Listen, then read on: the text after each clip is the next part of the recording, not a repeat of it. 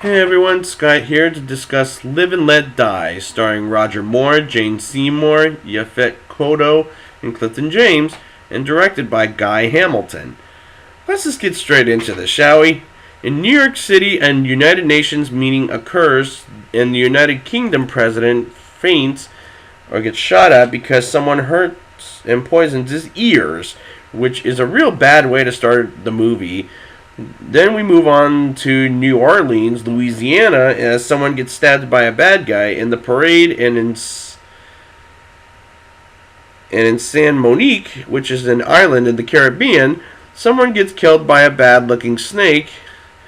And we move on to the song I've heard before in my life, and I didn't mind the song, Paul and Linda McCartney, by those two, and I actually like it, to be honest.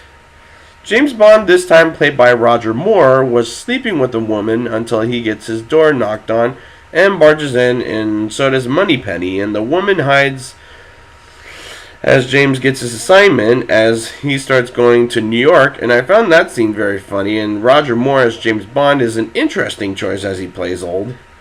He arrives in New York, and someone shoots his driver named Charlie and almost gets killed by Charlie. Does he get killed by Felix Leiter, who has to help get him out of this trouble? And I really like how New York gets shot in this movie. It just looks beautiful and great. I also like the fact that one of the bad guys had a hand that bends a gun. I thought that was pretty cool. James arrives at a hotel and shaves his beard in the bathtub, and suddenly a snake comes in and he kills it with fire, and Rosie Carver almost kills James, and we, the audience, finds out she works with Felix in the CIA, or maybe she works for the bad guy, who knows. And my problem is she's scared of bloody hats and dead snakes, and she unfortunately kind of annoyed me. But what I do like is Quarrel, played from Dr. No, returning to the series, and he's a nice presence after all these years. James is now in New Orleans and talks with the villain and drives off and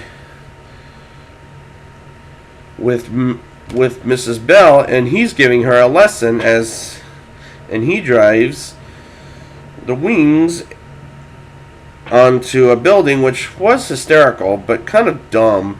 And I gotta ask, is James so stupid to go to the same bar to get tricked 2 different times? Honestly.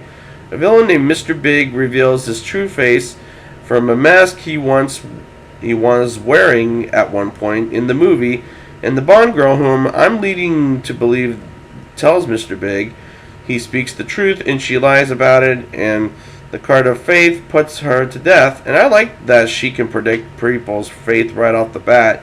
I did enjoy that scene where James escapes from the crocodiles versus alligators. I had a lot of fun with it. The boat chase was pretty spectacular. That got me excited. While in the Caribbean, James saves the girl and talks with the villain until they almost get eaten by sharks, and slowly put them in the water, and they escape, and the villain fights James until the villain gets blown up, which was kind of silly at this point. One of the bad guys' metal had hand switches the power of electricity and have one last fight, and James defeats him and gets the girl, and I like that as an ending in my opinion. Now it's time for the rating. I'll give you a 7.2 out of 10. I thought it was a hell of a lot of fun, and I had a good time with it. Roger Moore does come off kind of old, but he's not bad as James Bond. And I really like this plot and the way they shoot New York, New Orleans, and the Caribbean was just fantastic. So I'd like to thank you guys for joining me, and next time I will be back with the man with the golden gun. And until next time, the name's Bond.